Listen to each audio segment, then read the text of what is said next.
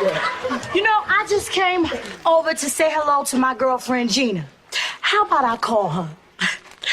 Gina!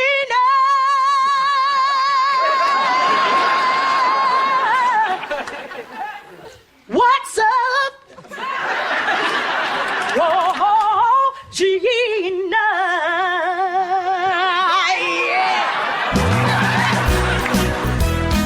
I just wanted to let you know about my study group. Oh, don't be a fuddy-duddy. I'll be your study buddy. I'm about to embark on one of the great challenges of my scientific career. This work right here is going to change history. I think this is going to be our greatest mission. I don't have time to study. I'll never get into Stanford. I got big plans for you tonight. I got maps, I got charts. I'm going to see you through this because my credibility is on the line. It's at this point that you'll want to start taking notes. Welcome to the Sitcom Study, the podcast where we contemplate the TV shows we grew up with and search for the truth and wisdom within the tropes and cliches. And Amy, what are we talking about today? Today, we are kicking off season 2 with some hidden talents. Yes, we are discussing hidden talents.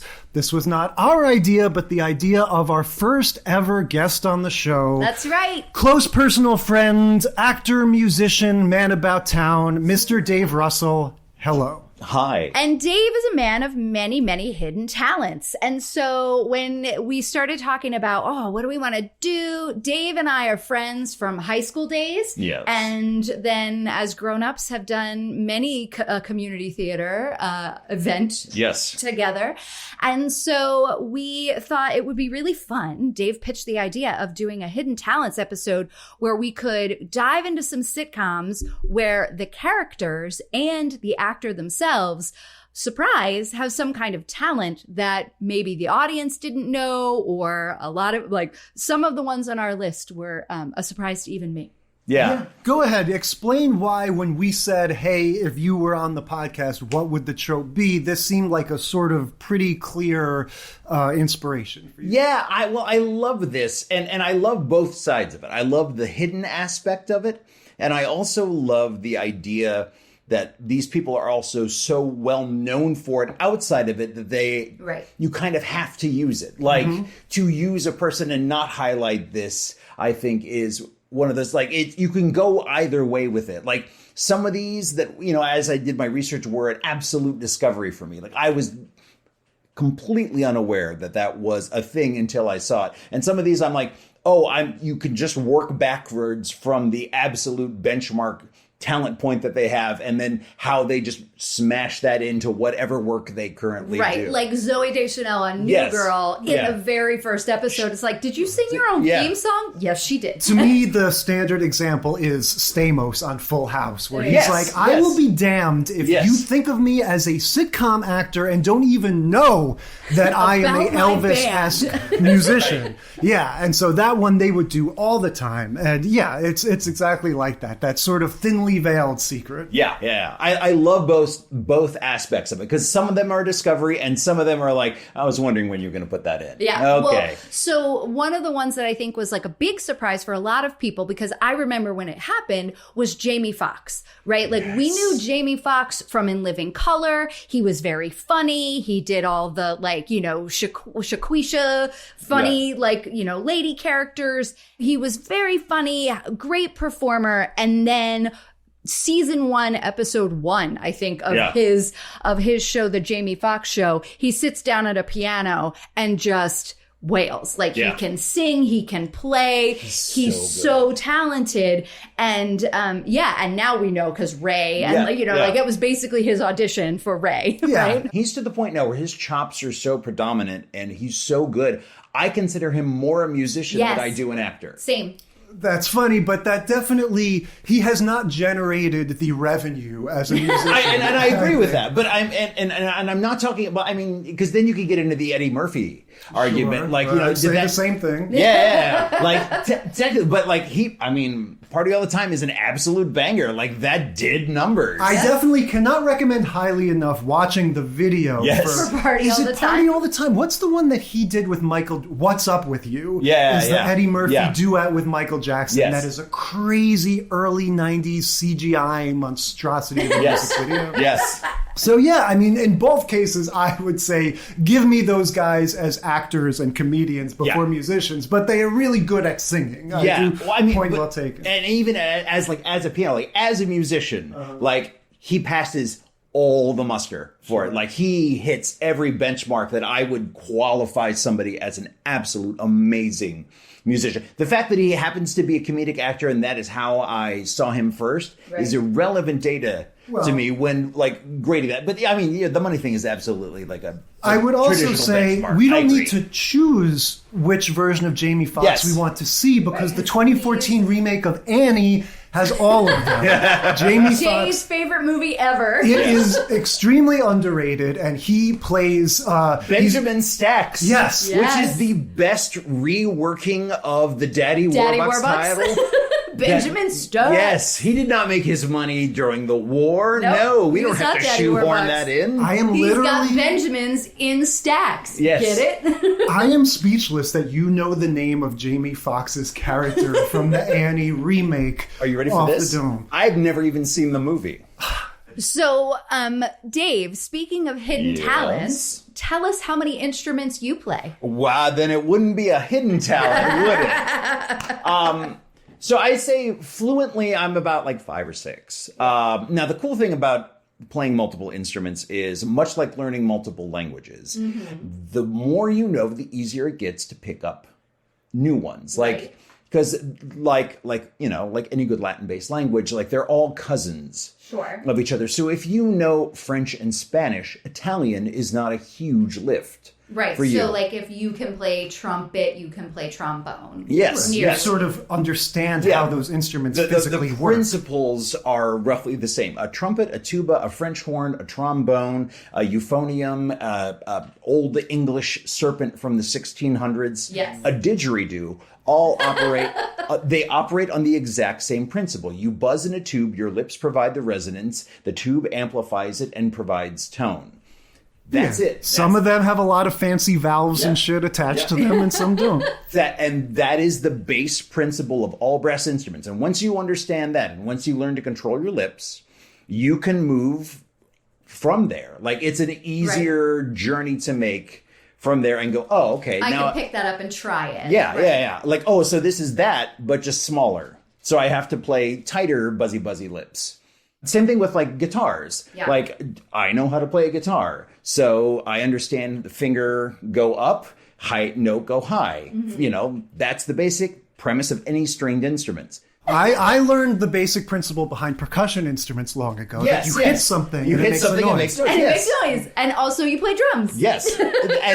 but there's a graduating scale of technique within that. And there are definitely things that I can honk notes out on, but I would never consider myself giggable or fluent. There's fluency, I can learn it for a gig depending on the gig, and I like to mess around and have a good time on. Now, how many times in your life has this happened where you've been able to surprise someone with the wide array of talents? Because as mentioned earlier, not only do you play all these instruments, but you also sing, currently rehearsing for Sweeney Todd, coming soon to a theater near you. Yes. Maybe if you live in Florida. Singular A theater. That is correct. An actual theater. A theater. A theater. There is that, and again, it falls into the trope, being able to see somebody actually do something on stage. There is first that level of disbelief that nobody can believe that an actor on stage can actually do that on top of it. Or we'll see in our shows the more extreme version of that, the sort of cringing, embarrassed anticipation. Yes. Right. But people wouldn't believe it. They could not believe that there was a person actually playing the instrument on stage. And that is a through line for every time I've done it. I shoehorned myself into playing piano during a production of Spamalot because I can do that. And nobody believed that it was actually me, doing the big piano cadenza during it, which is written because David Hyde Pierce knew how to play the piano. Another one of our very special people. He didn't make, Frasier didn't make it into this list, But Kelsey Grammer, David Hyde Pierce, and John Mahoney are all quite musical. All the stars of Frasier. Yeah, well, and actors talk about how they'll ask them in these shows, especially when they get picked up for the second seasons and everything. They'll say, what are you good at? What are your hobbies? You know, and like the Saved by the Bell actors, I think, like that's why they started working in singing and dancing and stuff into those things, even though they're not necessarily that good at it. But that's Elizabeth Berkley was stripping, you know. All right, let's get down to brass tacks here. Please. Amy, what's our lineup? Our lineup, well, golly, we're going to watch Gomer Pyle, USMC, Season 3, Episode 25, Sing a Song of Papa. Benson, Season 6, Episode 17, Solid Gold, although that is Episode 10, if you look for it on Amazon Prime.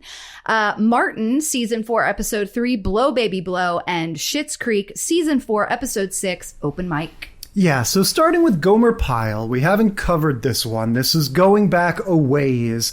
So, of course, I'm familiar with Gomer Pyle the way I'm familiar with Donna Reed and all these other things. That is just, you know, the biggest talking point for that, for me, is Full Metal Jacket, right? Gomer Pyle is the name that Arlie Ermey is always calling Vincent D'Onofrio in Full Metal Jacket. I have never seen this show before. What is your experience of Gomer Pyle? For me, Gomer Pyle was, I watched it as a kid. Like, my grandma loved the show. Every time you hung out with grandma, I watched All in the Family, Gomer Pyle. Like, she loved those hits. So I have that experience, but also just Jim Nabors as a singer. Like, I have seen so many Jim Nabors records. Like, he is prolific. Like, it is... Now, I don't know the actual history, whether he was already an established singer before this show, or he used this show as kind of a bully pulpit for his singing career. So I believe he was kind of known a little bit as both. He's sort of like that Disney kid kind of guy. Sure. Right? Like, he just was on the, it wasn't vaudeville at that time, but like, you know, he was out there, he was doing Vegas. He was doing the circuit. He was kind of doing the circuit. He was like, you know, a Frank Sinatra, but not a crooner sort of a thing.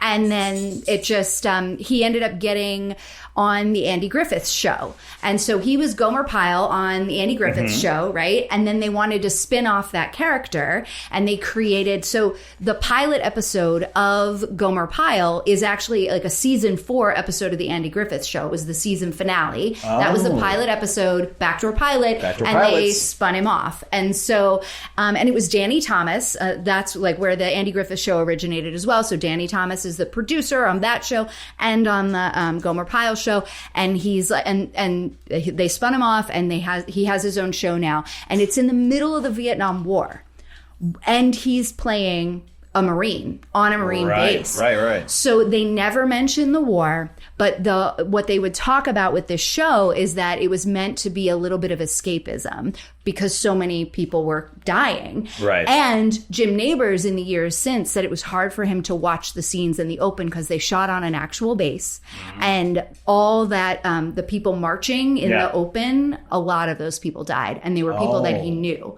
So it was like, it was escapism, but also like reality. Yeah. You know? Groundingly real. I was definitely thinking watching this, like, this used to be a thing, these military sitcoms, you know, F Troop, MASH, like this was more of a thing because it was more of a thing in life, you know, people having and gone. They still have those. It's not quite as a mainstream and prevalent as a trope, but you still have like, was it like the Squad, and I mean, there's a couple other like Ranger shows, SEAL shows, stuff like that, where it's about the families, you know. Yes. Army Wives, but I think that's a reality show. That's a reality show. But still, but part of that, right? Yeah. So what I'm thinking about this show, it's interesting you say it was a spin-off, because to me, this is like if you gave Urkel his whole show. Yeah. Like, my sort of hot take about Gomer Pyle is that after about 45 seconds, I had kind of had my fill of this character. Well, and this is, when it started, I looked over at Jay, because I was like, this is everything Jay hates. I mean, literally the first words out of the guy's mouth was, golly, stars out. Very country bumpkin. And just generally the idea that, like, his whole thing is he's stupid, you know, and it's such Yeah. a weird choice to be like, oh, let's make him the main character. You know? But I think what's interesting though is that he's stupid, but it's more like naive. I would is say a simple bumpkin. more Yeah. than. Whatever you want to say. But I mean, he's very like much in earnest. that Sergeant York type of trope. Exactly. He's a nice guy. Like he's involved in this episode with, some sort of shady kind of like mobster club owner characters. And he's just like the nicest guy. He's like, I just want a Shirley Temple. Come on. It's just funny to me. He's like, Shazam. he's basically Patrick from SpongeBob, right? Yes. But that to me, that's great. The sensibility nowadays is you get somebody normal. You get your Andy Samberg in Brooklyn Nine-Nine, your Jerry Seinfeld, somebody a little more down the middle as the main character, and then you have the total doofus as the friend, you know? Yeah. Which, I mean, that's what he was, I think, on Andy Griffith. But this was, like you're saying, we could spin off Urkel, and I'm sure that they had meetings about spinning off Urkel. Yeah. Yeah, I know. But like if you spin off Urkel, you kill the show. Right. Like that's it. Or you bring it back to what it was supposed to be. Yes. Right. Agreed. Which we discovered in doing all these different, Best Key and Peele dives. sketch ever. Yeah. So this episode So starts true. with Gomer and his friend. They're trying to figure out what to do. They're contemplating going to the picture show. That's right. They can't decide what picture to go to. So instead they go to just like a sort of town, like rec hall type thing. Yeah, or well, a they go to a club. Yeah, it's called the Jade Club, and they've been there before. So the friend, last time they were there, got up on stage for the amateur night and won doing an impression of the sergeant, like this cranky sergeant. Yeah. So Gomer's like, come on, let's go. I want you to do the impression again. Do the impression. It's so funny. And so he's trying to convince his friend to do it. And his friend's like, he does it outside, but he doesn't want to get up and join the amateur night. And so then we get the first of a recurring thing that's going to happen, which is our main character who ends up showing us their hidden talent is dragged on stage unwillingly. Yes. Yeah, we also get the other, it makes sense. So this is essentially an open mic night, which is going to recur in another show. I don't want to be mean. This looks like the Special Olympics of open mic night. Well, did you notice that the way everyone was bad was that they dropped something or hit the wall? Like they were clumsy in some way. And that's what made them amateur. At a glance, like these just all look like these pretty, crazy characters. And then, Gomer gets called on stage, right? And he performs Oh My Papa. Yes. Right? Is this a song anyone knows? I only know it from this show. Do not know this song. This, I feel like, is a trope of old times. The idea that, like, somebody singing well makes you cry. Okay, right? so this reminded me of, does anybody remember the movie with Steve Martin and Goldie Hawn, The House Sitter? Yes. There is this, I loved this movie. So there is this part that, there's all this lying. Like she's like a big liar and con artist and they end up lying to his parents. So there's this part that of their relationship that she tells his parents that how they started, getting together was that he sang Turalura and that made her cry. And so then there's this like running joke throughout the movie that Steve Martin has to sing Turalura and it's going to make somebody cry. And then he does make his dad cry. And it's like the same shot of the close up of the old man with the like single tear running down his face. The absolute Visine tear. Yes, exactly. And that's what happens in this when Jim Nabors sings this song. Which is such a, like, one of the first things I thought when I saw that was, first, the band was wrong, which is a big pet peeve of mine. With the wrong instruments? So what was being played, now it could be that it was just a tight shot, but did not reflect the instrumentation on stage. Oh. That will always be a pet peeve of mine. I will always double check that. So tell us what was on stage and what were you hearing? So I heard a bass, like an upright bass, did not see an upright bass. I heard an organ and there was a guy clearly playing the piano. Yeah. And I believe in the opening shot, and I have a note where I changed that because when there's the reprise of this, it all makes sense. Like Got it. it's a 1-to-1. So I think they might have gone with the live recording for that one because this one felt very imposed. Got it. Like they did a take of this in post and put that on there with some different instrumentation. Right, because we get the song twice, sort of beginning of the episode and end of the episode. Really, we get it several times. You do, Yeah, that's true. It's a running It's theme. in the title. Like you're gonna get this multiple times. He's like, if I'm singing on this show, I'm gonna sing the whole way through. Yeah.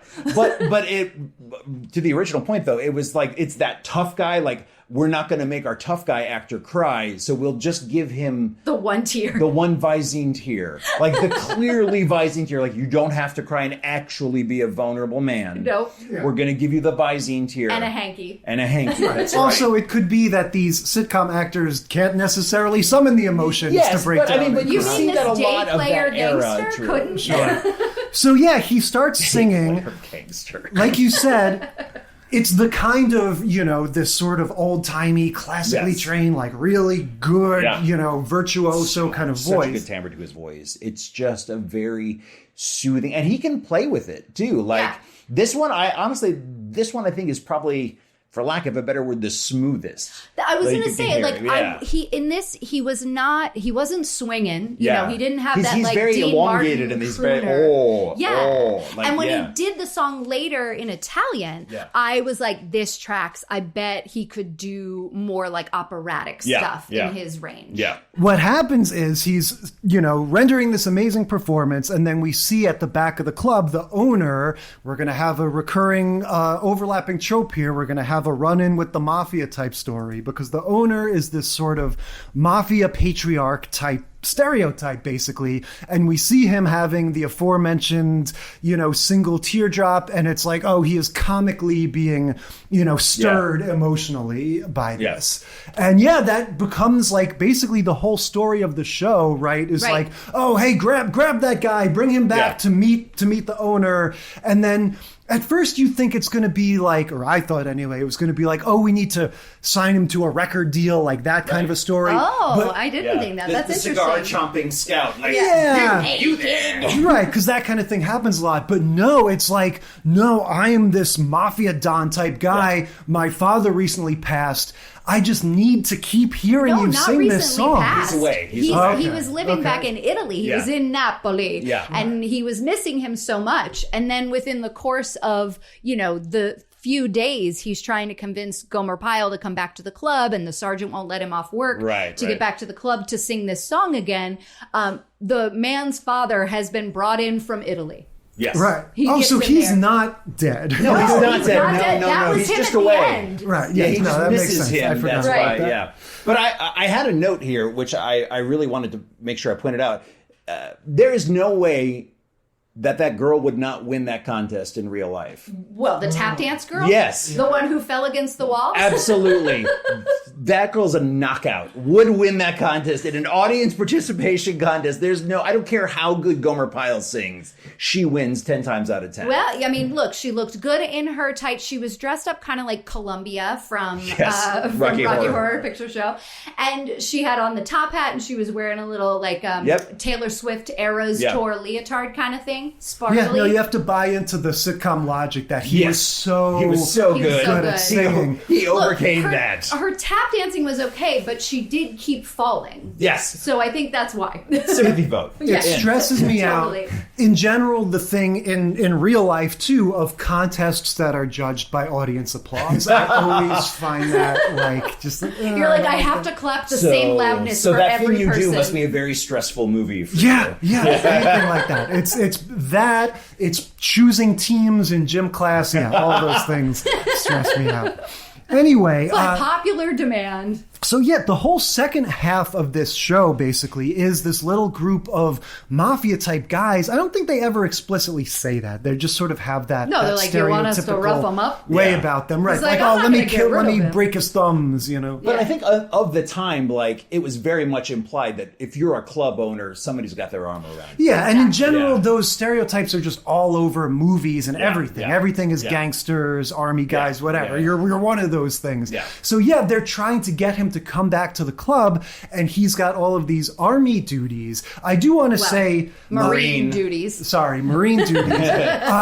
The person who becomes more and more prominent throughout the episode is their sergeant, who is by far my favorite character on the show. Love this guy. His voice is sort of like, "Hey, Pyle, what are you doing?" You know, I kept thinking like, oh God, this must be like the voice of a famous cartoon character. It sounds so familiar. I think he just set a tone that all sorts of character actors have imitated over the years, you know, to sound like this guy.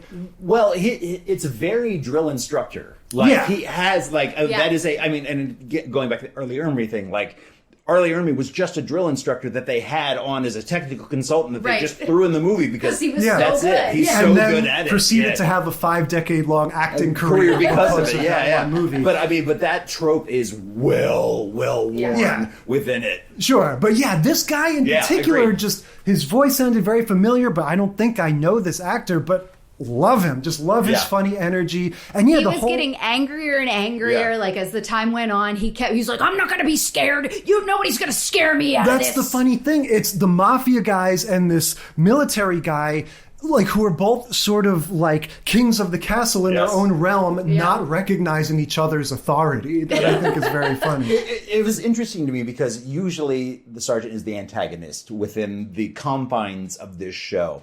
But it was great to see, like, the to pull a Phantom Menace quote, there's always a bigger fish. Right. Like, to see him on that other side of it, suddenly, like, he's putting on his gun belt when he's putting on his civilian clothes. And is it because he's scared? I'm distracted. I got distracted. I'm not scared. I'm scared. You can't scare me. Yeah, and so the whole time, like I said, we hear this song rendered like several times because it's like Gomer, despite him being, you know, whatever his mental deal is, he is unshakable in his duties. Like he's impervious to coercion. When they call him and they're like, "You are coming to our club," he will, in his own simple-minded way, just be like, "Sorry, I can't do that. He's Someone like, needs to guard the post." Yeah, like if you want to ask the sergeant. Yeah, and so they drive by the fence that he's guarding and make him sing it like that. Like they're just doing everything. That's what I wanted to talk about because my pet peeve, Jay knows this, is that I hate it when you got the dubbed over singing in a show. It's like, you know,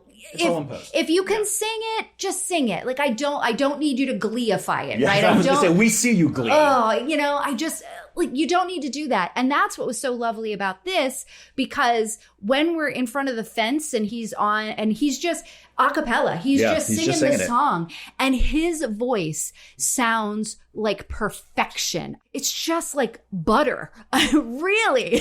And they describe in Schitt's Creek, they describe Noah Patrick's voice as butter. This guy, Jim Neighbors, like butter.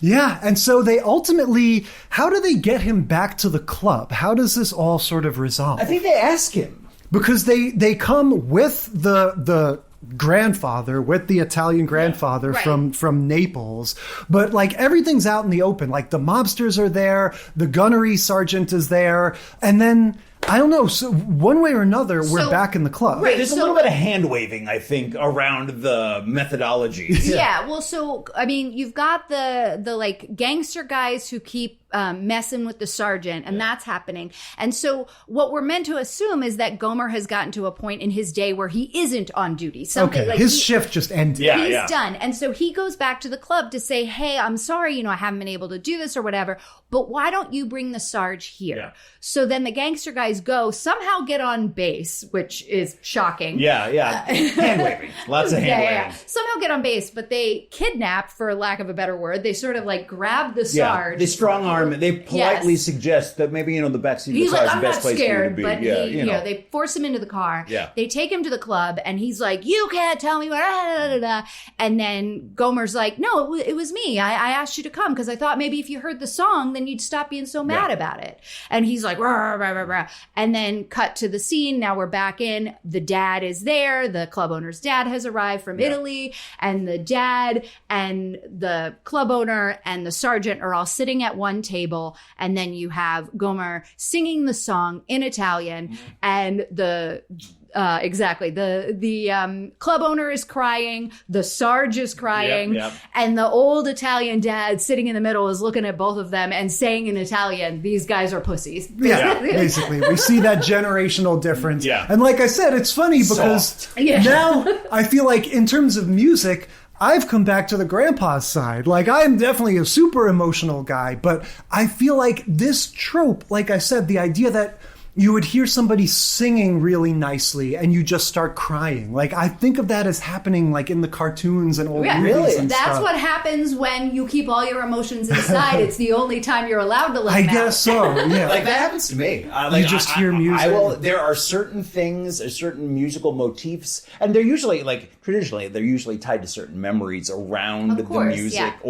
Or even sometimes it's just like referencing a particular story beat in an opera or something like that, where you have that, the story does have that emotional impact. And it will completely, like, you just have that, the pathways in the brain are wired right to sad. Yeah. Like, it's a well-worn thing. It's happened to you so many times, you're like, yeah, this is sad. I guess that makes sense. There's certain chord progressions that chemically, like in our brain, when we hear them as humans, they're wired to our tear ducts. Like, they literally will make people sad and cry. Well, but to circle back to the music, and this was another thing that I really wanted to call out. So during the intimidation scene, when the mobster, which is just, it's so well done, like the fake gunshots to scare the guy. They I love it. I love it. Blow up brown paper bags, like lunch bags, and pop them. And then the sergeant freaks out and hits the ground behind a mailbox, and then they just laugh at him. It's so good. Musically, they play the motif from Oh My Papa, but in a very scary, like, intimidating minor key. Oh, that's great. That's like a Bond movie where they rework the theme song. Yeah, every time the car pulls by, it's like, but it's also very much that the funeral.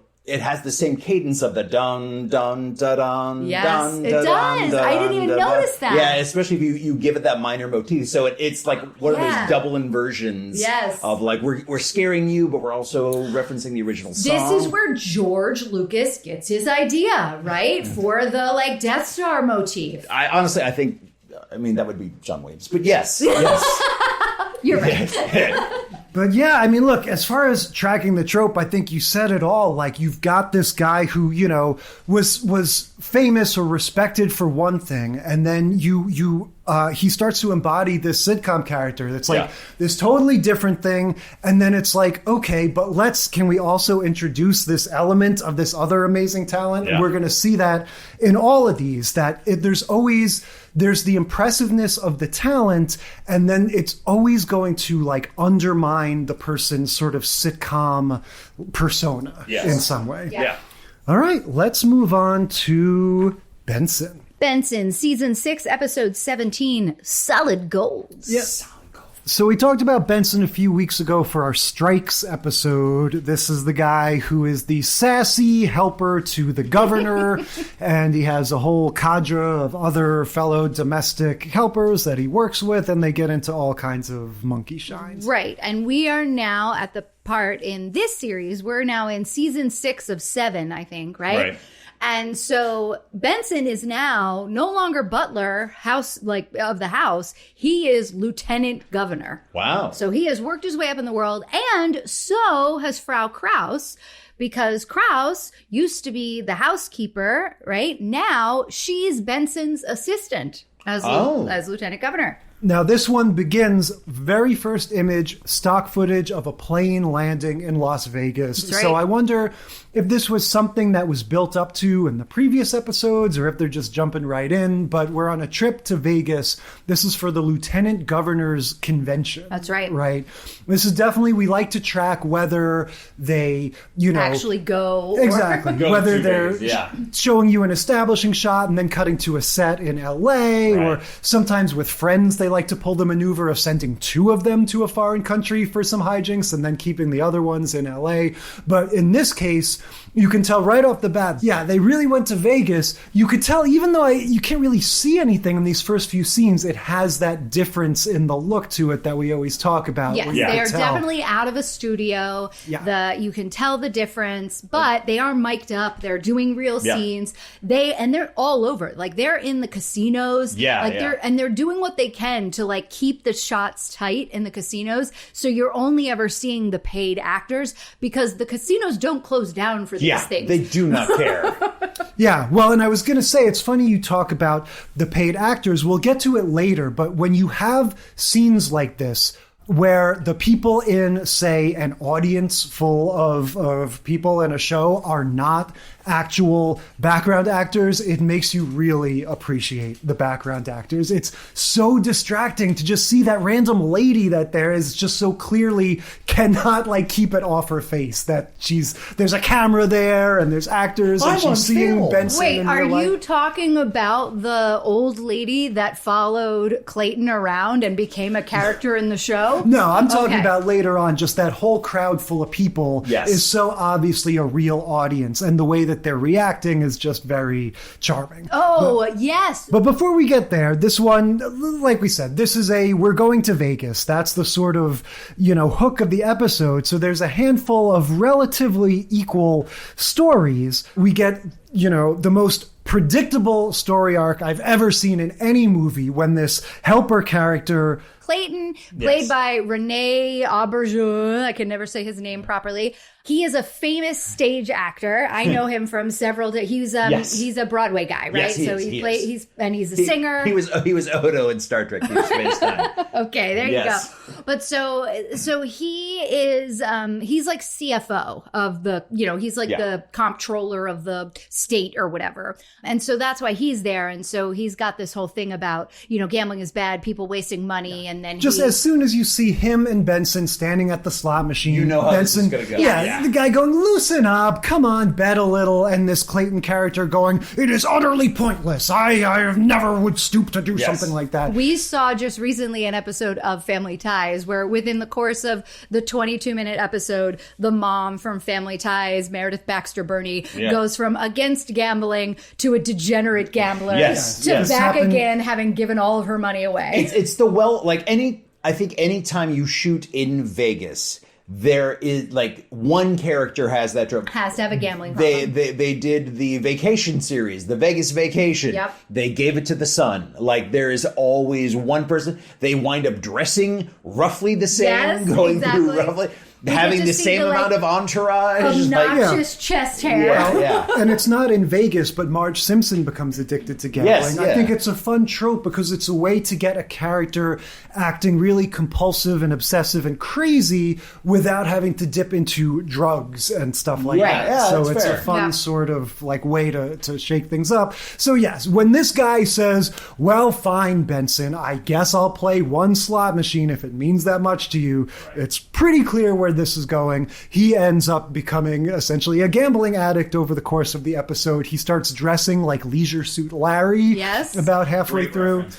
When I saw this, when he stepped out of the hotel room, the Majorca suite. Yeah, I'm like, was this the inspiration for Leisure Suit Larry? He's got that blue suit and the ruffled shirt. Yes, it's very 1970s tuxedo. It looks like my dad at his wedding. Yeah. The other thing I just wanted to point out, if you're in a movie and you're doing well at craps, you always have to be flanked by two sexy ladies so they can do the blow on the dice thing. That's right. Always, give us that 5-second thing as the shorthand for this guy's cleaning up at the casino. So I was loving in that craps scene that the camera was attached to or sitting on the craps table, because every time every time he won and he grabbed the table and was like, yay, the whole scene shook because the camera was shaking as he shook the table. That was making me laugh. Yeah. And then we also have the ongoing story of the mayor trying to bond with his daughter, which is very nice. The governor trying to bond with his daughter. Yeah. Yeah. I mean, it's not Spin City. Nope. Yeah. But I said this last time, very similar vibe I get. Barry Bostwick as the mayor and this guy as the governor. I found that scene to be very heartfelt. Yeah, it was really nice. And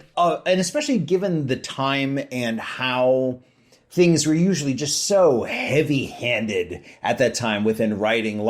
I thought there's a surprising amount of nuance in how that scene was presented and how it resolved and how they all came together. I mean, the governor and his daughter came together in this kind of middle ground. I was like, man, that's some now era maybe slightly before now era, right? But it was very much just delicate, and I loved that about it. So that scene, it's so funny that you say that, because that scene, I just started laughing. I thought it was so, like, first of all, I didn't really realize the story that was happening, because it was just this very slow scene where the dialogue was like so stilted between the two of them, and I was like, God, what is wrong with, like, this act just sucks. Well, like, let's establish what we're talking about. What's Right. happening in this? Yes. So, well, and I didn't realize, right? But what is happening that I didn't realize is that the dad and the daughter were kind of having a hard time talking to each other because she's getting older. She's much older than we saw her in the last episode. She's a full-on teenager now.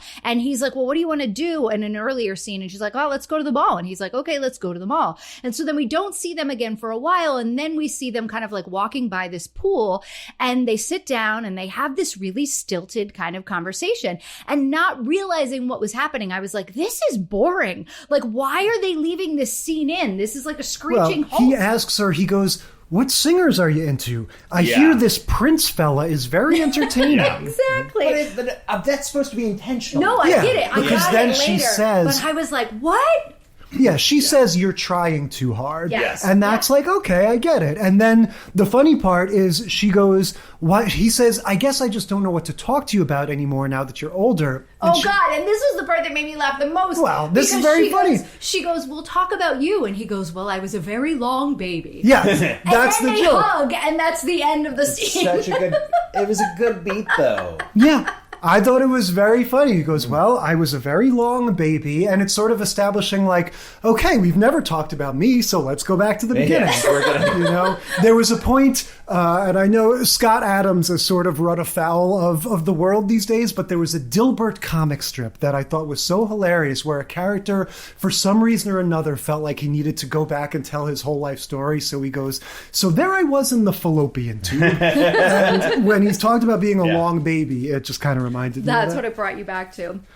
But yeah, we get some fun cameos in this. A ton Benson of cameos. Goes into the elevator, and we get the Smothers Brothers. Yep. And then the Craps, or the guy who is the dealer at Clayton's last game of blackjack or roulette. Yes. That guy is a famous comedian, and a Vegas comedian. Again, this is all before my time. Like all of these cameos, except for the Smothers Brothers, were people that I didn't was just going to recognize. say, this is another one where if you are 10 seconds younger than us, you have no idea who the Smothers Brothers is. I mean, they are they're for our parents. Well, and but that's the thing. We are too young to know all these other cameos. That guy that that Krause wanted Bobby Vintner or something. I knew the name, right? And she calls him the Polish Prince. He was this heartthrob, this like teen heartthrob in the 60s. Same with that guy Marty, who was the dealer, the roulette guy, the one who was doing the spinning thing at the roulette. He is a famous Vegas comedian. The woman who played Zelda, the friend who does the hypnosis on Benson, she too is some like famous Vegas performer. And I think that's very indicative, because like if you shot a movie now in Vegas, like, you know, nobody's going to know. I mean, honestly, I love The Amazing Jonathan. Right. The Amazing Jonathan, but was a very much a like small part in time within Vegas. So if you ever shot anything in Vegas and you're like, oh, we got to put it in The Amazing Jonathan, he's super huge right now. Nobody nobody will know who the hell you are. Well, so I just kept waiting, and I was really hoping it was going to happen because Dave is a guest on this show. Oh, yeah. I really wanted there to be a Tom Jones cameo Tom Jones. Wayne Newton was the one. We saw Wayne Newton live in Vegas. I will say now what I said then. It was the only time I have ever felt sexually violated by looking at an album cover. Wayne Newton's album, Daddy, Don't You Walk Away So Fast. No, Daddy, Don't You Walk So Fast. Yes. Not something I think should have been allowed. But look, let's get back on track here. He then bought it for me for Christmas the next year. Just saying. You mentioned the hypnosis. That's what this all comes down to. We've talked about all the other miscellaneous plots. The real real focal point here is that Benson and his friend Frau whatever are going to this hypnotist show. Yeah. Right. So they're all going to go to this hypnotist show because Krause was her friend back in the day. And so they're going to go sit in the front row. It's going to be great. So of course, just like in our last episode, Benson gets unwillingly dragged onto stage to engage in the audience participation portion of the hypnotist program. Now, this is the most effective hypnotist I've ever seen, right? This person can literally say, you're feeling sleepy, you're asleep, and then just have you do anything, entire skill sets, just you could do anything she wants you to after, just like at her will, basically. Yeah. I think, honestly, I think the hypnotism trope itself, I would love to see you guys explore that. That's true. Yeah. That's that a does good point. happen. Yeah. I think it's used enough and effectively enough to move, either to get somebody out of their comfort zone or to just move something along or to showcase a hidden talent or anything like that. Like you could really dedicate an entire episode to just the hypnotism trope. But it is such an effective tool, even though you're absolutely right. Like she puts the bare minimum into I don't even think she's through the third syllable in hypnotist by the time she goes sleep. So, sleep. And then they close their eyes and that's it. Like you're barking commands to a dog. Right. Yes. Well, they only have 22 minutes. Yeah, you got it. I mean, again, I have to say, before she even hypnotizes him, I love this low-key confidence. When she asks him, or she says well, is there something else you would have wanted to do with your life, some other talent? Yeah. And he goes well, I mean, I would love to be a singer, but hey, only in the shower, whatever. And she asks him, can you dance? And he goes, I can move in this way. Which I have so said. Yeah. And so, she puts on this hypnosis thing and there is an immediate, palpable and hilarious shift in the energy of the whole show. Yeah. The curtain goes up behind her to reveal a star curtain. Yes. So now, and there's gold steps. Vegas, baby. Oh, it's gonna be great. He is getting his own, and they bring out a microphone, and she's like, "Okay, you're in your own Vegas residency. Go." And he's with his eyes closed, he's smiling really big, like he's a Tom Jones, Wayne Newton kind of a guy. And then he opens his eyes, and he just starts to sing a song, by the way, written by his son. Oh, was it written by his son? Yes, it was. Oh, because it seemed like an original song. It is. It seemed like, I was I don't know, this isn't a hit somebody else never did. heard this song. Yeah. This is definitely a song, something about though, It's My Party, but not It's My Party. It's like a pop song, like a sort of disco-y pop song, very much in the style of this is something we want to get on the radio. Yes. And I would argue that was kind of my issue with it. So it goes into a full-on 5-minute musical number. Well, and it's called Solid Gold. The episode's called Solid Gold because we have the actual Solid Gold dancers there, and the person who did the choreography is Solid Gold's former choreographer. Those dancers are amazing. We get first, as you might expect, 5 or 6 lady dancers that come and dance with him, and then they move to the side, and we get these 2 He-Men. We get these 2 strong guys that come and do this punch dancing with him on either side. It's amazing. I mean, you say He-Men, but they are very live. They're live, but they're cut too. Yeah. I think they're pretty. They have the V. They got it. But that is so indicative of dude choreography of that time. Yeah, we're not just gonna flail around. No, you're sissies. punching things. That's right. I'm doing aerobics and I'm dancing. Yes, it's that Key and Peele's sketch. Yes. The thing that they're making fun of is that punch aerobic workout choreo. Yes. But here's the thing: I've got a sweatband on my arm and my head. So what I would argue is and don't get me wrong, this is a very, very fun thing that happens in this show, but it's because they're so clearly trying to make this a real Robert Guillaume. Yep. Robert Guillaume is you're going to see him transform into a pop star before your eyes and really appreciate that.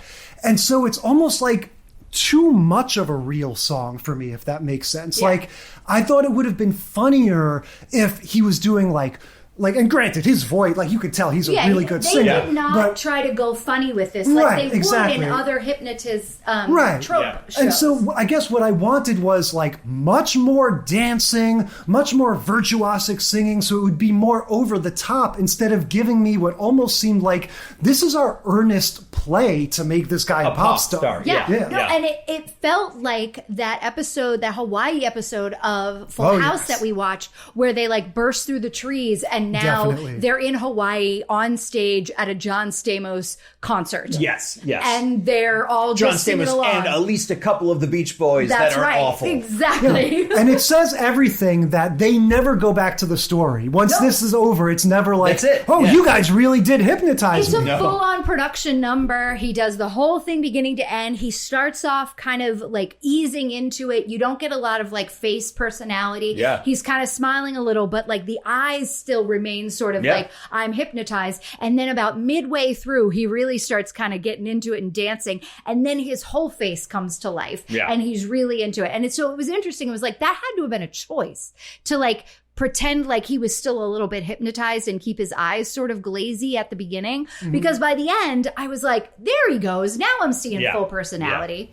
Yeah. And that's the thing, is it is like, because he did have to stay sort of reserved, because again, it's not like a crazy music thing. It's like, kind of like a laid back, and he's not, that like rehearsed with that kind of stuff, like his stage presence. He's a good singer. Well, but the thing about it is, like, think from a rights issue as well. Like, oh yeah, that's true. Like, he gets that. Like, every time that episode airs, musically, that's another cha-ching. Like, your kid's getting some money. Yeah. Like that stayed within the family. You can control the rights to that song. Like, could you have done a more vocally proficient song that people relate to more? Absolutely. But it's the oh god, who's the competitor to Chuck E. Cheese, the Showbiz Pizza Palace guy? Showbiz Pizza, yes. Yeah, that guy bet everything on the IP. Yeah. He sold it all. He's like, I keep the IP. And man. It feels like that. Like, look,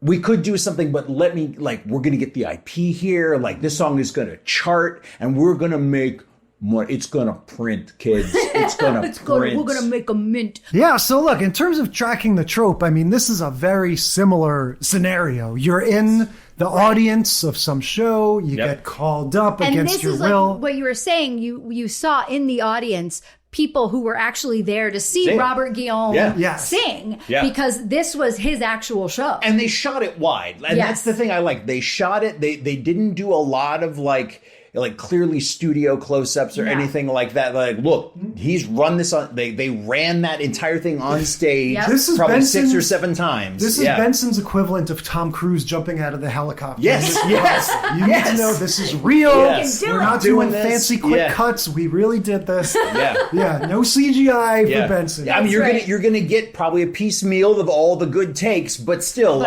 we ran it full throttle every single time. That cameraman had to learn to tap dance too. All right, shall we move on to Martin?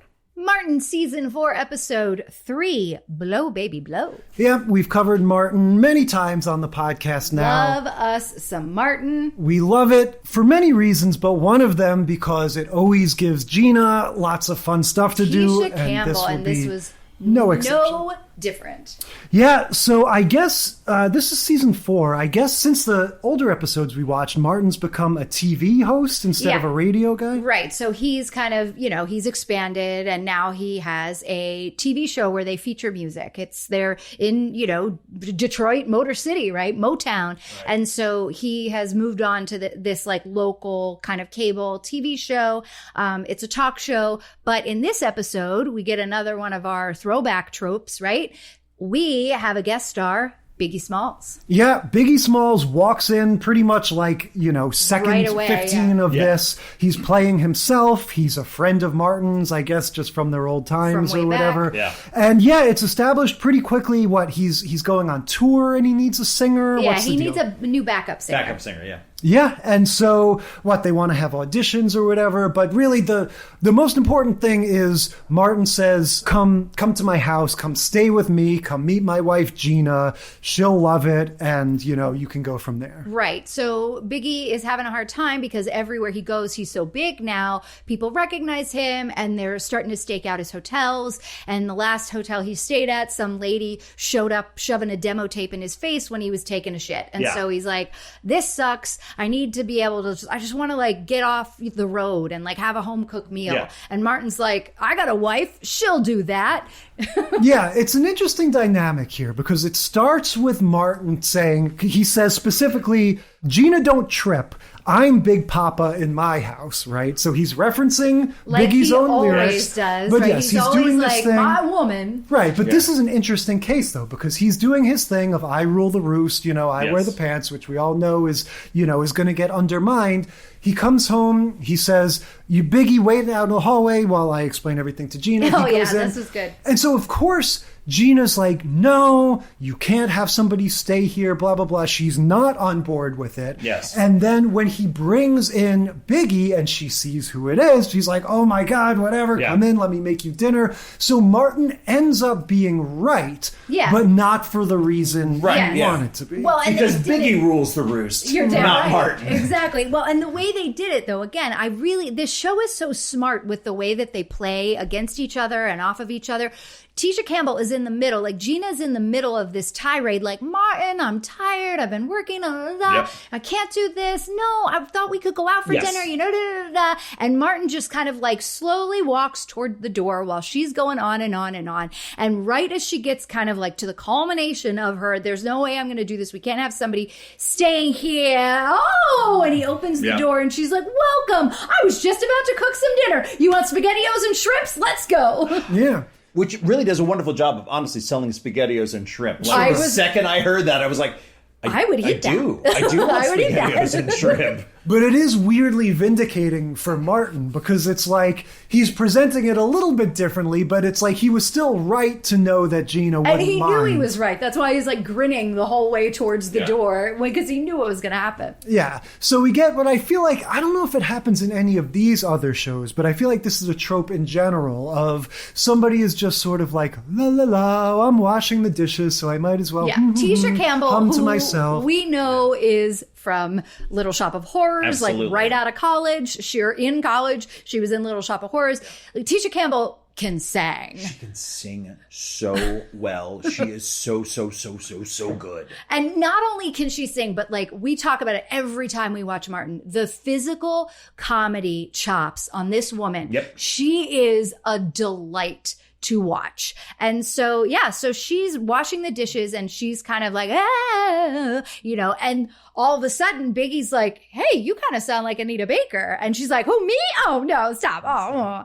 And then we find out the whole premise that he's here to audition for backup singers and it just keeps spreading. Yes. Yeah, he just says you have a nice voice, but he never actually says I want you to audition. Never there's this weird tension because Martin and Biggie, I guess, are on the side of it is inappropriate for Gina and my other friends to be bothering you about this. You need to find a singer through the normal channels. Right, and he is looking for a professional. He doesn't want to take Gina out on tour with but him. it's Biggie's own fault for saying you sound just like Anita Baker, you have a beautiful singing voice, and laying that seed in Gina's mind. Of course. That now, in the subsequent scenes, she's going to be doing housework in her glittery dress, which I think might be the dress from Little Shop of Horrors. Is it? It does. It's kind of teal, not green. Yes. But I wasn't sure, but looking at it, I'm that dress in hot looks... pink. But at some point, Pam, the friend, is going to get in on the action. She wants to... right? So just like what always happens with Martin, the door opens midway through, scene 2, and in comes all the people that are their friends. Yeah, and I had that as how... that is such a trope. Nobody knocks. Such a sitcom it's thing. Hey, we're just the full Kramer. Just it's a full press Kramer. We're just walking in, walking in the door. There's no rules. There's no boundaries. Nope. Mikasa, also Mikasa. I am never sitting around in my underwear. Everyone is always welcome. Yes. Exactly. Just barge on in, John. Right. These two no kids, young couple, never having sex on the couch. Never. They're just all like, if it's happening, it's in the bedroom, yes. right? Yes. The other thing I had is, and it's been a long time since I'd seen an episode of Martin. I think the last time I watched it was like when it ran. Yes. Pam is far too attractive to be called a dog in every Absolutely. Well, that's part of the reason why it goes down easier now, I think. It is funny. We talked about this when we've covered Martin in the past. Yes. Non-stop jokes about how she is a dog. She is an animal. Bro. Yeah, but one time we got that she's a horse. Yeah. This time, or a donkey. But there's a point, I definitely am not going to co-sign on it, but there's a point where it almost comes back around because it gets so, it's so extreme. Yeah. And she is just this perfectly normal looking lady. And he's so consistent with it that when you watch it now, it almost stops becoming, oh, you're ugly, you're a dog. Yes. And it becomes this weird Baroque thing, like he actually thinks she is a dog.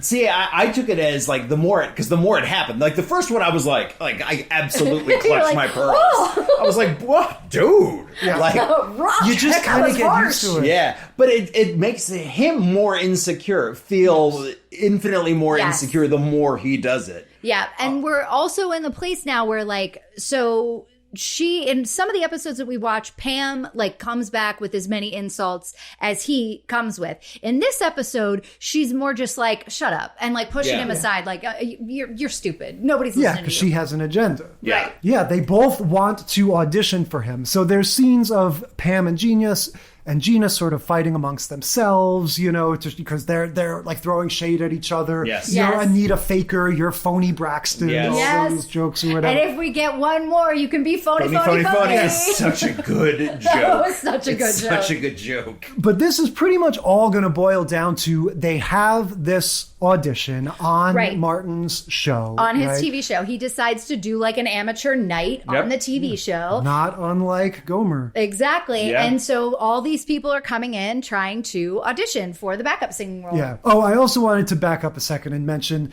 when Gina is in that slinky dress around the house, she gets the great sort of comedy showcase of her dust dancing. That's right. Right. She's dusting and she's trying to play it off. Oh, I just wear this whenever I dust. And sometimes I sing when I dust. Yeah. And She's got a feather duster. She keeps turning it upside down and using it as a microphone. Yeah. She's like, hey, she's really and then Biggie starts talking about what he wants it. He's like, it's not just singing. I need, you need to be able to do choreography. You need to be able to move. Right. And she's like, oh, you mean to move? Well, we do it. And just full on, just full, 300% commitment to the idea that I am going to just destroy any choreography that you will throw at me. And she looks good. She was dancing. God, she's just so good. It's that crazy, the fly girl dancing. Yes. From the 90s. And but she has all the rhythm, you know what I mean? Yeah, and totally. the beat, she just smiles. Her smile lights up a room. I love her.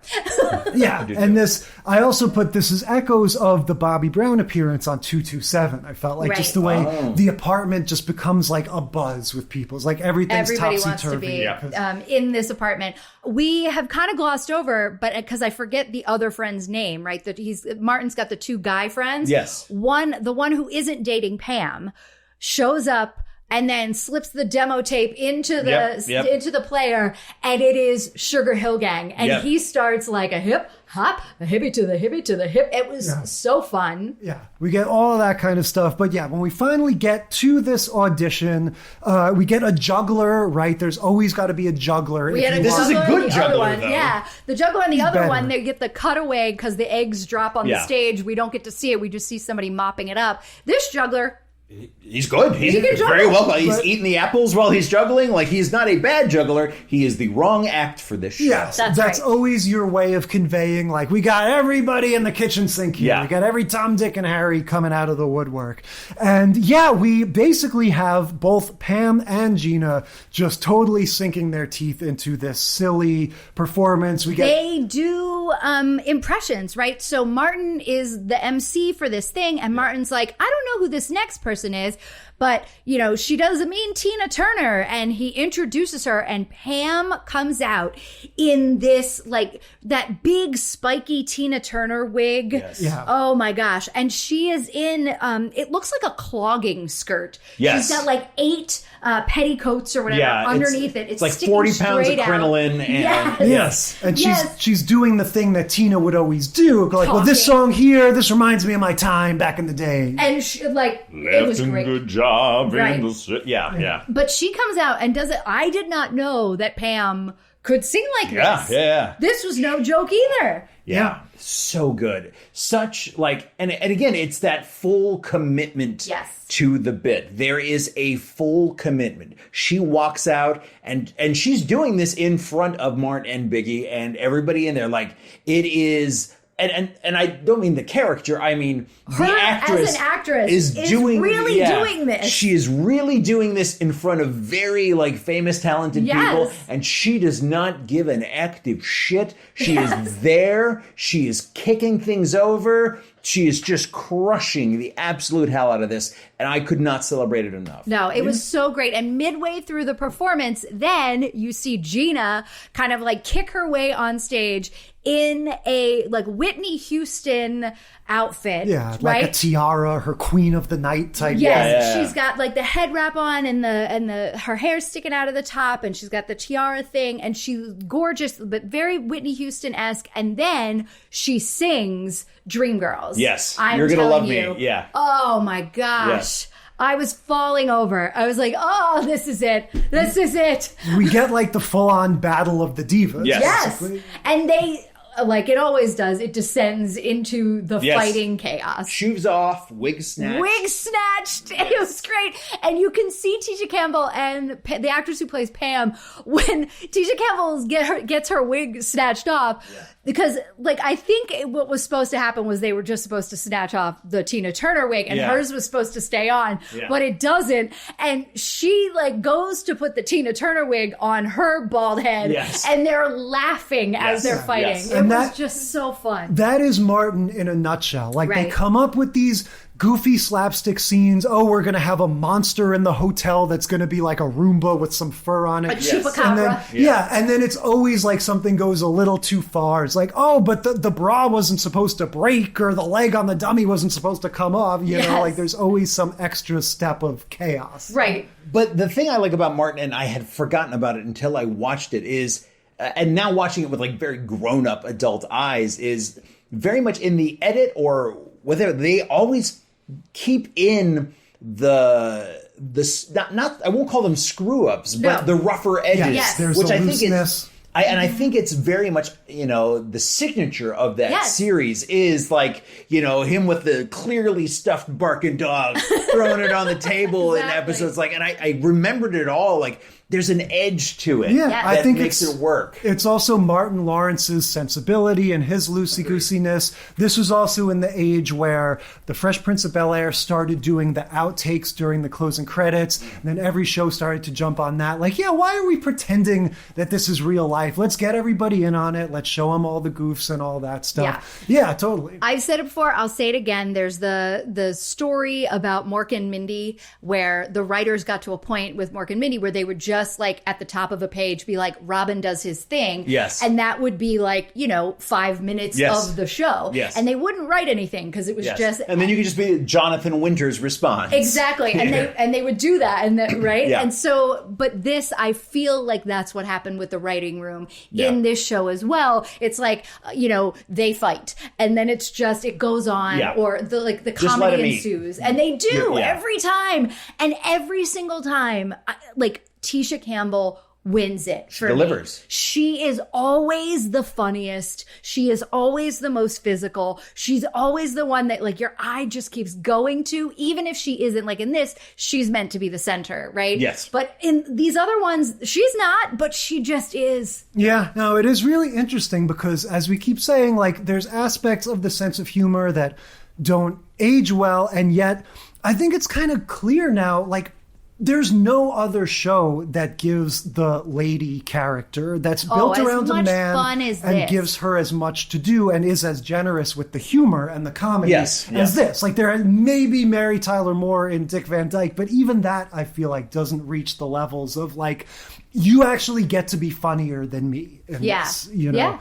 And then, in addition to all that slapstick stuff, they always can bring it back to what Martin does best, which is that seething, I'm so angry that it's funny, right? Yeah. And that's how this ends, with him just going, you know, can you tell Gina, or can you tell Tommy to tell Gina that I don't care if Biggie got his singer in the end or whatever. Or it's been a week. I don't care if it's been a week. Yeah. And then so we get to, like, the very last moment of the episode is they're watching TV because they're going to do the announcement of who actually got the backup singer, and of course it's Shanae from across the hall. Yes, which we had discussed. I think by this time they had sort of phased Shanae out.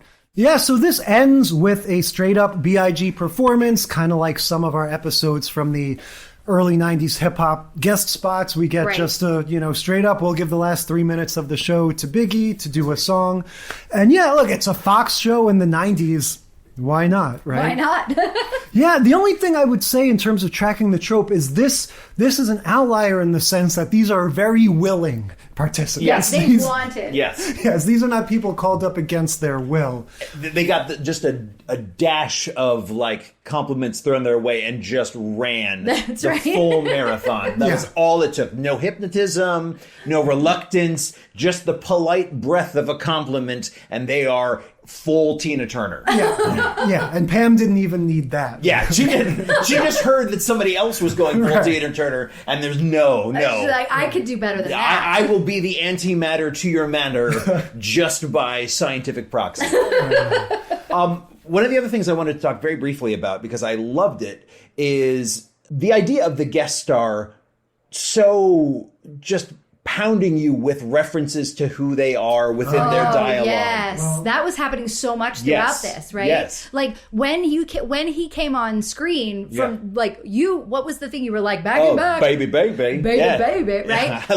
I love Biggie. I do. Clearly, and so like you made several references as the show was about getting ready to start. That were then said during the show. Yeah. I was like, is that a trope? Because you mentioned the Bobby Brown. Like, is it all references to Bobby Brown songs? Yes. I think it absolutely is a trope in the cheesy sitcom writing. I'm surprised Biggie stood for it. Like, that's what I was thinking. If I was him, I would be like, I don't go around quoting my own lyrics. Are you kidding me? That would be the lamest thing in the world. So when I was doing research for this, right, Biggie was in the process, in talks of getting his own talk show. He was like in contract phase to have a Biggie Smalls talk show. Really? And shortly after, because this episode's 95, shortly after this was filmed and like some other things were going on, that's when the Tupac beef started being played up in the media. Right. And because he was now like this bad guy, the talk show contract talks ended. Yeah, because he was bad in quotes. Man. I mean, what different life would it have been if we had had a Biggie Smalls talk show? Well, and he was like, he seemed like a really good sport because they take super digs at his weight. And he was having fun with it though. He was just enjoying himself. Like threw a Fat Boys joke at him, like pretending to be like what I'm like. But I loved that aspect of it, and I was really curious. Like, is that a thing? I would say yes. I would say if you bring in a celebrity guest, you're going to write cheesy little jokes that reference their at least things. Twice. So like at least twice you're going to have a song lyric or something that they're known for, thrown at them. It's my prerogative. Yeah. We got plenty of that. Yes, exactly. All right. Let's finish it up with Schitt's Creek. Season 4, episode 6, Open Mic. Yes, I will begin this recap with a quote. It's the first thing I have written in my notes. Who put a picture of a ghost on my desk? Oh, Moira Rose. Amazing reaction to the sonogram that she has found on her desk. Actually, my first note is Cargo. Yes. She just has, I mean, and everybody, right, loves her. She's got the best delivery. Yes. This whole Moira Rose, like, thing that she's created. She's now a gay icon. Yes. Like, yes. She's amazing. Anybody wears that hat to marry two people. Absolutely. Gay icon. Yes. I love it. You're referring to the line where she says, "Why should I be the only one encumbered by this emotional cargo?" But the fact that it's Cargo. the line before it mattered not to me in the slightest. Cargo was probably a 15-second bit. She invents her own pronunciation. Yes. But yes, the emotional cargo is the gender of the Schitt's child. Roland and whatever his wife's name is. Yes, it's Chris Elliott. And so that's one of the several plot strands that are going on in this episode. We've talked before about how Schitt's Creek is an excellent show. It's very, very serialized. Doesn't totally lend itself to our format of just dropping in. We're really here for the David and Patrick story. This is just when they've opened their store. Yeah, and I think that this episode actually is okay to drop into. This was a little bit more of like, you're not really, you don't need all the backstory to kind of especially for their really story. You need to know that they've been working up to opening this store, and now they've done it. And they've opened it, and they had a big success at their first, their like grand opening because they threw a party. But now it's been a few weeks, and nobody has continued to come in. Yes. So business is sort of fading. So Patrick's like, David, we need to do some type of marketing. We need to go and reach out to the people. And David is not ever really wanting to do that. So Patrick is like, I used to host an open mic night in high school. We should do that. And the amount of revulsion that slowly creeps, like the second you mention marketing, it starts. Which is what, like, and it's a lot. He's so uncomfortable. He's got the best. It starts at a lot, face. and you're like, well, how far is he going to be able to go with this? Because he keeps tacking on more things that he's revolted by, and yet Levy delivers, and Levy delivers every single time. That is his superpower. I think we've talked about it before. What's so great about his character is his behavior is so singular and extreme and interesting, but what he's actually playing in the role, no pun intended, is the straight man. Like he's always the one who's listening to somebody else suggest something weird or do something, and his role is to always just react and be annoyed or frustrated or dumbfounded or whatever, but he does it in his own unique way. Yes. A bake sale? And like he doesn't even have lines, right? Yeah. The thing that I love about Dan Levy's character in this show is that half the time he doesn't have anything to say, and the other person is talking, and they'll do like the two shot, right? Yeah. And they'll go back to him, and it'll just be a face while the other person continues to talk. Yeah. And it's always like, I don't know how he doesn't need Botox after this show, because he's so expressive. Yeah. Like he doesn't have 11s, he just has the one line between his eyebrows. That it keeps getting deeper and deeper and deeper, like the more layers of disgust that he has when he's talking about this open mic show. Then he hears that Patrick is actually going to play. Yeah, well, okay. Now Patrick is like actively trolling him. Yeah. Let's talk about this dynamic, because I really love it. From what I remember of Schitt's Creek, initially, this is Patrick's first gay relationship, right? Mm-hmm. So in a lot of ways, he's the one who's sort of new and unsure and, I don't know about this. And in this episode with this story, we get this sort of impish, mischievous side to him, because you could tell this is something that he is just fundamentally comfortable with. He's like, I just truly believe in my bones. This will be fine. This is nothing to be nervous about. And he can see how uncomfortable David is. And that moment that you're talking about where it goes from just hosting to participating in that, the way he communicates that is walking off stage, walking in the back room, and walking back out holding a guitar. And you just see Dan Levy's face drop. Like, what is that? David goes, what is that? And Patrick goes, well, that's an acoustic guitar, David. and I love that growth moment in their relationship, because it's clearly he's now comfortable like twisting the knife a little. Yes. Like he knows that he got him on the ropes, for lack of a better word. And he's like, you know what? I'm just going to enjoy this. I'm going to have fun with this. And my favorite moment within that is, just to make it even that much worse, he does not demonstrate his skill with it. He plays bad. He plays a bad chord purposefully. I did not pick up. He's like, no, it's fine. He strums and it's like he's going for a G, but he moves the pinkies up, so it sounds just awful. That's funny. What I picked up on was when he goes, I wasn't sure whether to play an original song. I'm just thinking, ooh, that would be the one thing you go like, well, at least he'll play some old Beatles songs everybody likes. And then, oh no, it's an original song. I wrote it just for the occasion. Yeah. He goes, but then I decided. Yeah. So David goes, oh, of course, it's not scary or embarrassing. So one of David's lines that I love in this scene is where he says, so you're confident putting, our relationship on the line for that, don't you? Yeah. And it's also... and Patrick's like, Yeah, Patrick says, look, worst case scenario, we get a few people in the door or whatever. And David goes, no, worst case scenario, I watch improv. Which I think is a fun little dig on his dad, probably, who's done plenty of improv in his day, maybe him too. So the thing that bad note that you mentioned really sets up, because I remember...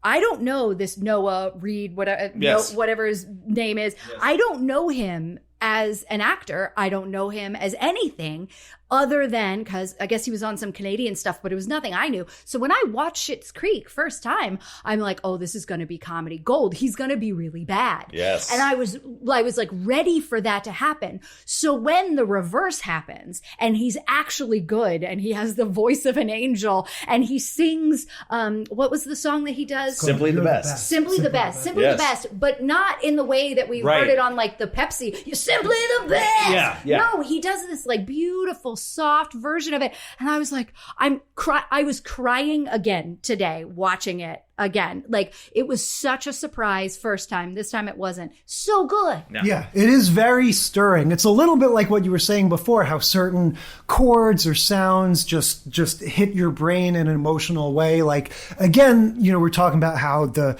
energy changes when Benson hits the stage or whatever. Again, there is a definite energy change. It's not the same kind, but once he starts playing, and you sort of feel, you see it in David's face and in the whole room, just kind of going like, oh, it's actually going to be good. Yeah. And even before he starts, this actor just really nails that sort of casual charisma of somebody who's very comfortable in front of a group of people, and the way he's kind of like, all right, everyone, I guess we'll get this started. And he starts playing on his guitar, and he just really sells you on that. Like, I've been to an open mic or two in my day, not a big deal.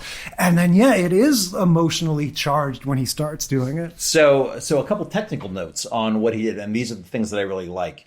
So he's playing with the capo too, which is... That's that clamp? Yeah, that's the clamp. So he's playing it, he's adjusting the key on the guitar with the capo, which is not something a beginner does. So you can see that right away. Like, he's like, no, I like this. I sing this song in this key, and this is the easier way for me to play this using these inversions of chords, capo. Right. Down. So, but like Moira and David, who were getting ready to laugh at him and be like very embarrassed, they don't know that either. They have no idea.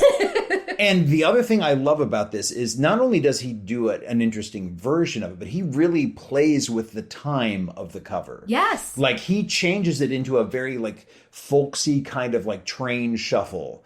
Like, and he... You're simply the best. Yeah. Prior to 10 minutes ago, I didn't think I had ever heard the song that he was covering. And then when you started singing it, I went, okay, I guess I've heard it was on like a Pepsi commercial. Isn't it like a Van Halen song? I was just confusing it with You're the Best Around from Karate Kid. Well, yeah. No. I don't know who did it originally. And even playing, like, instead of doing just the driving, like, rock guitar where because it very much stays on one chord. It stays on that one. He moves it up. Like, there's a moving line in it now. It's ascending while he's singing downward. Like, there's just a lot of really good, like, melody and counter melody kind of like but it's also into it. It's very minimal. Like the guitar is like so light and just barely and like high, and he's it. got this beautiful like little like tenory timbre to his voice. He is also a very, very good piano player. Oh. Yeah. So during COVID, he did like just live concerts where he would just like live stream himself, like just playing a bunch of instruments and singing songs. Because he has a band, right? Like that's his thing. Yeah. They did a tribute to Catherine O'Hara, and he had like a submitted video. He's like, "Hey, sorry I couldn't be here," and he's just singing one of her favorite songs ever in a bunch of wigs. Oh my God, I love it. Like, yeah, he's very, very, very good. Yeah. Very talented in what he does. He really is. So I looked it up. Bonnie Tyler sang the original, and I guess it is a Tina Turner song as well. Yes. So, yeah, but to me, it is this rock song. Yeah. And that is not at all what it sounds like in this episode. And it's very, you know me, I'm a sucker for a cover like this. Sure. Like where they take things, they twist it around. It was one of the reasons that even though Glee did all the overproducing, I liked Glee. And then they stole from Jonathan Colton, and I was like, I'm done with you, Glee. That's the crime. Yeah, it is a pretty magical moment. It sort of, taps into just everything that we're talking about. Like it goes against your expectations. It's almost like it manages to be, it's funny how heartfelt it is, if that makes sense. Yeah. Like you're almost watching it going like, I thought this was going to be like American Idol episode 1 funny. Now this is like American Idol, the season finale level. And it's almost funny how good it is. It's yes, it's such a surprise. It's so heartfelt. And again, like the entire reason that this scene is so good is because of all the silent reaction shots of David going from embarrassment, shame, disgust to, oh my God, he's singing a song to me. Oh God, I'm going to be, it's resonating. Good. It's doing the emotional thing. Yes. Yeah, those he looks away a little bit, but not. And Moira touching him on the arm. Yes. And saying, my son is currently being serenaded by his butter-voiced beau. Yes, it's like so good. Winning it shuts it all down, and both of them sell it so well. Yes. I mean, the song could do the job itself. Absolutely. His version of that song, they could sit there and make fart noises and you would still feel something watching that band play that song. It's that good. Yeah. But their commitment to that cell just made it. This is the reason I watched Schitt's Creek. Exactly. I saw a YouTube clip of this guy playing this song and him reacting, and I was like, and that was it. And I felt the emotion of it. I was like, I have to watch this show. I have to finally sit down and watch this show. I get through that like awkward first season. That's kind of hard to watch. Well, they're all pretty good, I think. But look, here's my question about this. If this were a real life open mic, and I understand that what Patrick's saying is true, a lot of times the organizer will get things started, like with karaoke. Is this too good? If this was a real life thing and this guy does this amazing, heartfelt, like so virtuosic and just like not a dry eye in the house, would you feel dumb as going up and being like, all right, here, let me do my, like, you know what I mean? Is this intimate? Is this my song about the bag of flour that I just saw in the supermarket? Yeah, like is he throwing down the gauntlet too hard by making this? Should this be the finale? Yes. Maybe? So I think if he was a good host, and knowing that, now it wouldn't make sense for the show because you would have to then have the montage clip, of course, of all the bad people ahead which of him. you have seen in every other episode. We didn't get in this, thank God. So traditionally, no, you would close as two people that are very well aware of their talent level. Like he's pointing at me, not Jay, just for the record. That is a good point. Yes, but I know what to sing and when at a karaoke bar. Right. Yeah. Like there are certain things that I will sing and certain things where like clearly just people are having a good time singing songs that they love. Like you don't need me to bring out my bangers. Trope that you yeah. I'm not going to sing Anthem from Chess right now. Yes, I don't need to do this. Like I don't need to wash my own like ego on this. Shampoo my balls in this karaoke bar. Yes, I don't need to wash my balls for this. Like we're good. I'm just going to have some fun. I wonder if he should have played the con a little longer. Maybe said like, okay, I'll get things started, went up and did like Purple People Eater or something stupid for a couple minutes.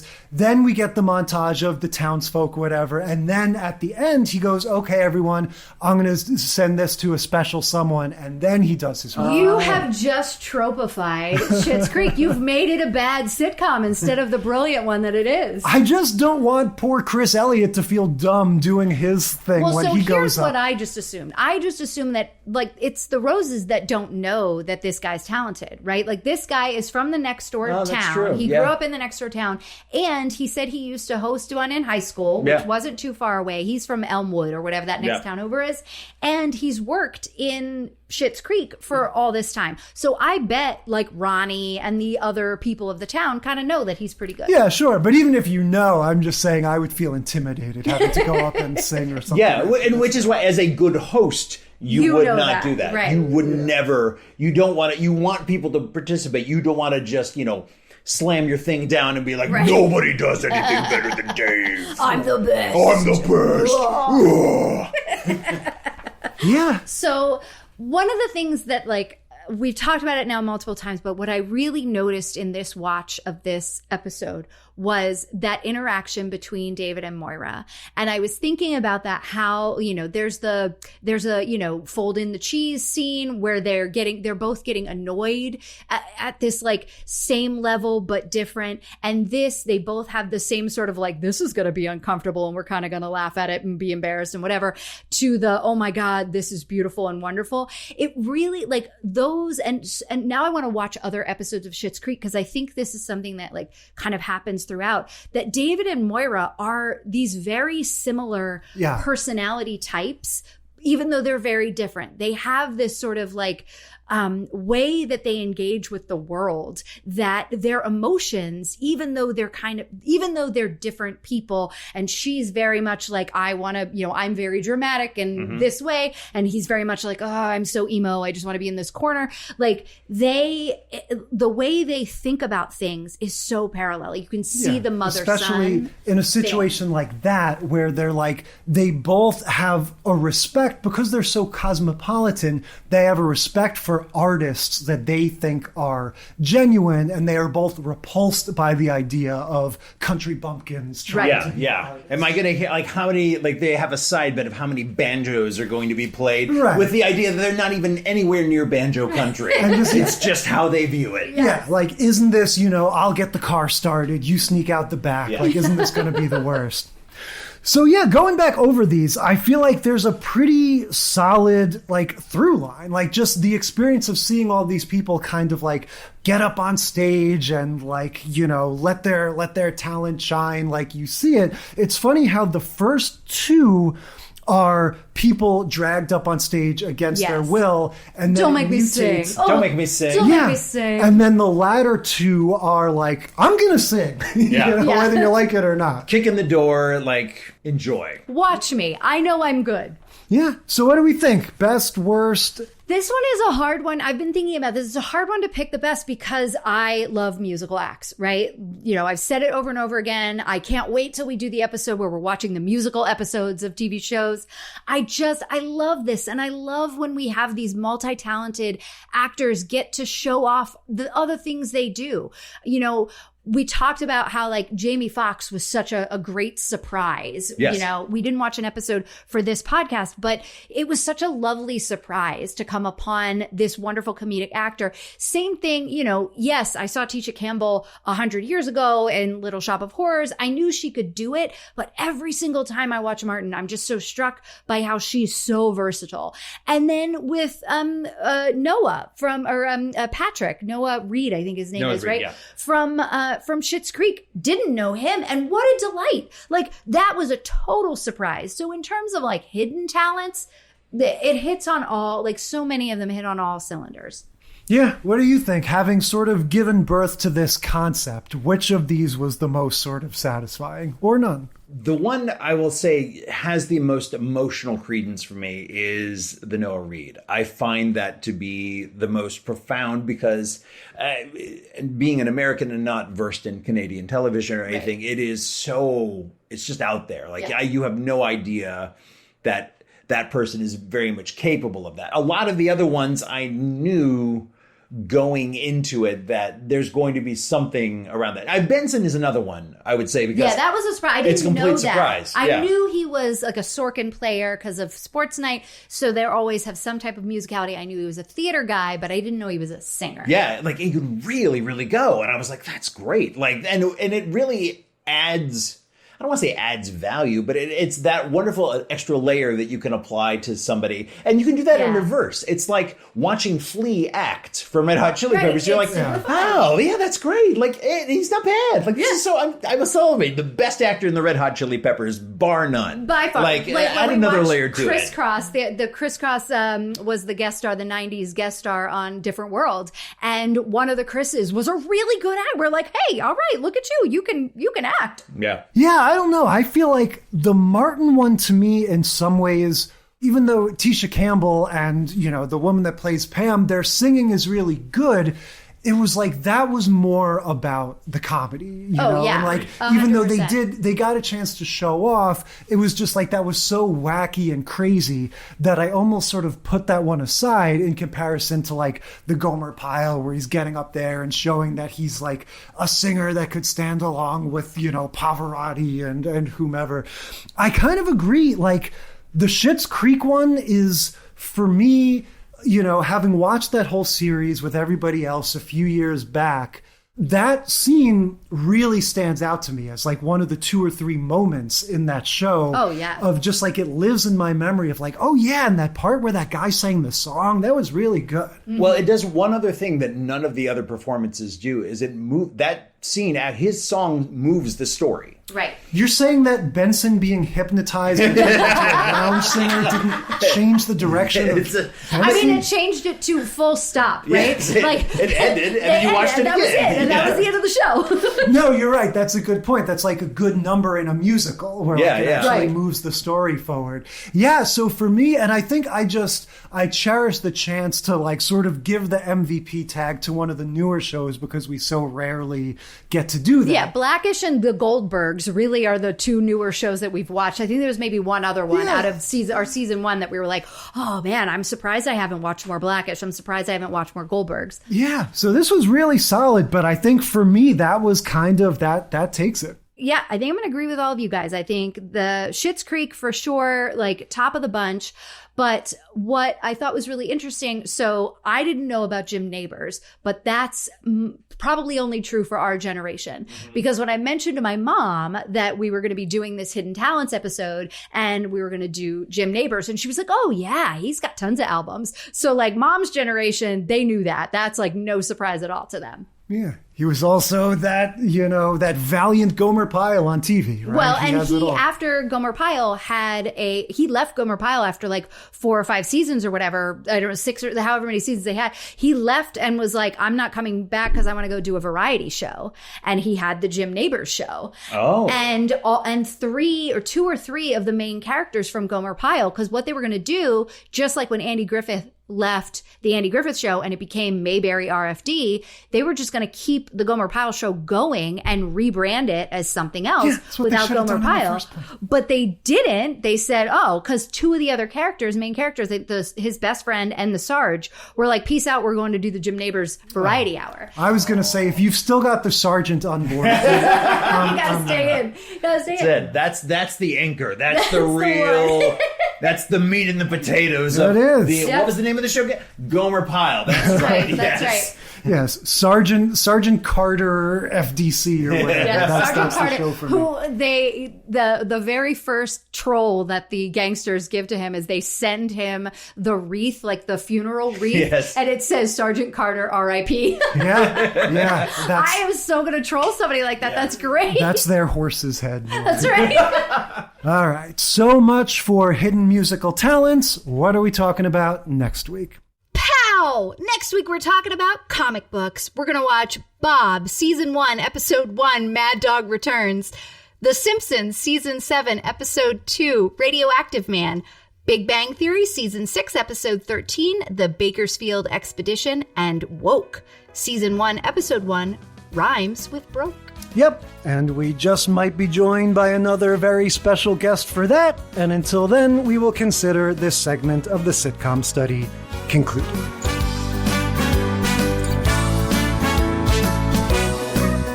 Thank you for listening to the Sitcom Study. Tell us what you think or share your own TV tropes and topic ideas by sending a self-addressed stamped email to sitcomstudypodcast@gmail.com or find us on Facebook or Instagram. And if you like the show, consider leaving a rating or review on your podcast app. It helps us boost those precious Nielsen ratings. The Sitcom Study is recorded in front of a live studio dog.